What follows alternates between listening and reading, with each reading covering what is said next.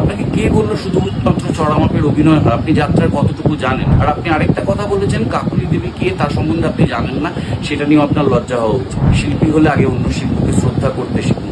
নমস্কার, আমি রাহুল বলছি।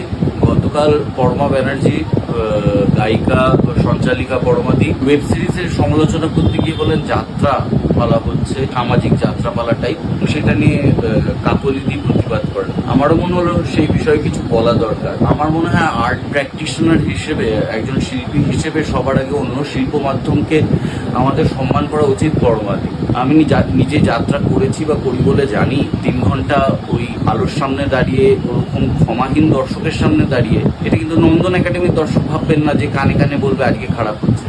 যদি খারাপ হয় 15 মিনিটে রিজেক্ট করে মঞ্চ ফাঁকা করে, মাঠ ফাঁকা করে বেরিয়ে যাবে।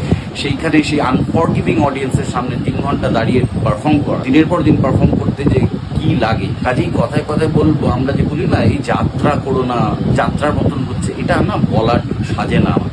যাত্রা মনে হয় টাফেস্ট আর্ট ফর্ম অভিনয়, এবং সেখানে সেটাকে ধরে রাখা। আমি দেখলাম আপনি আরেকটা কথা বলেছেন যে আপনি চড়া মাপের অভিনয় বোঝাতে যাত্রা বলেছেন। আপনাকে কে বললো শুধুমাত্র চড়া মাপের অভিনয় হয়? আপনি যাত্রার কতটুকু জানেন? সত্যি আমাকে জিজ্ঞাসা করতে হচ্ছে। আপনি ছোটবেলায় যাত্রা দেখেই থাকতে পারেন, কিন্তু যাত্রায় কত রকমের অভিনেতা, কত রকমের কিংবদন্তি, কত রকমের অভিনয় করেছে তার আপনি কতটুকুনি জানেন? আর আপনি আরেকটা কথা বলেছেন, কাকুলি দেবী কে তার সম্বন্ধে আপনি জানেন না, সেটা নিয়েও আপনার লজ্জা হওয়া উচিত। অনল কাকুলিকে সেটা আপনি না জানতে পারেন, সেটা আপনার নাগরিক বোধের অসুবিধে।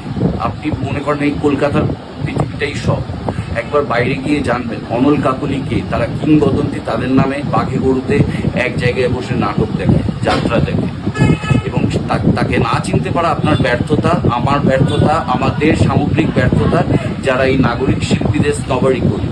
একবার সুদীপ্তা চক্রবর্তী, জাতীয় পুরস্কার জয়ী, আমাদের সময়কার অন্যতম শক্তিশালী অভিনেত্রী সুদীপ্তা চক্রবর্তীকে জিজ্ঞাসা করে দেখবেন অনল কাকুলি কারা, পরিচয় পেয়ে যাবে। শিল্পী হলে আগে অন্য শিল্পীকে শ্রদ্ধা করতে শিখুন, না হলে কিচ্ছু হবে না। পরমাণু, আপনার সাথে আমার অত্যন্ত ভালো সম্পর্ক, চিরকাল ভালো ব্যবহার পেয়েছি। এই কথাগুলো আপনার থেকে কাম্য না।